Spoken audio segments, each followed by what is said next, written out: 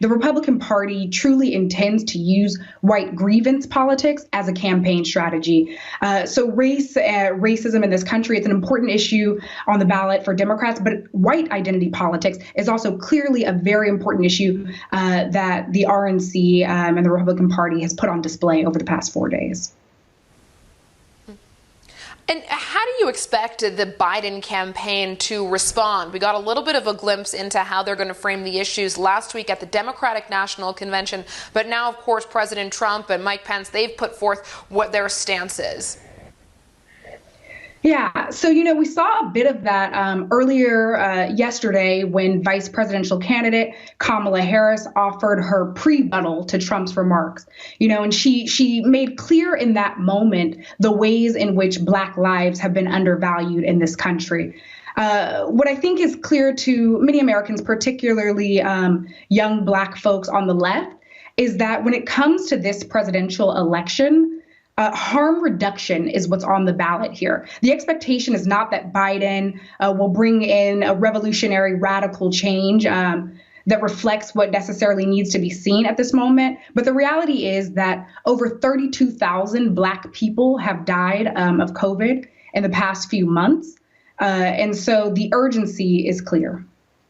I want to get to some of the claims that President Trump was making at the RNC, effectively trying to champion him, put himself as a champion for Black Americans, which is very extraordinary given how tone deaf he's been in recent months at many of the protests.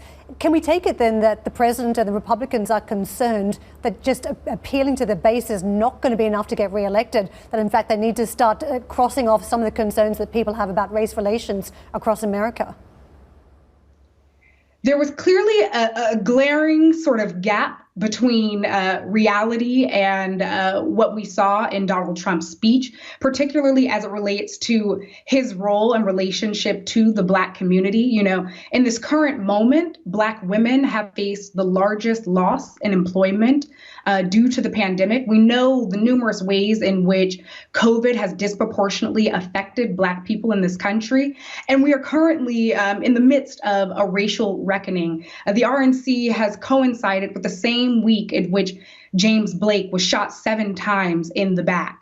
And so in many ways, it seems as if there was no way that what's happening in this country couldn't have been addressed by the Republican Party. But if anything, I think that what we're seeing here through Donald Trump's attempt is to assuage the sort of guilt from whites who do not want to be viewed as racist for supporting Trump. Because at the end of the day, what we know is that across elections, 90% of Black people overwhelmingly have supported the Democratic Party. And I don't expect that this election will be any different. There's been a lot of discussion as to whether turnout is going to be much higher this year and what that turnout actually means, whether more Black Americans go out to vote, which bolsters support for the Democrats, or whether you're going to see just a whitening out across demographics that could actually play to Donald Trump's hand. What do you make of some of the early numbers around turnout? I think what we really need to be concerned about in this election cycle in the United States is voter suppression. We've seen this play out over the midterm elections in places like Georgia and Florida. We've also seen it play out in the primaries in states like Kentucky.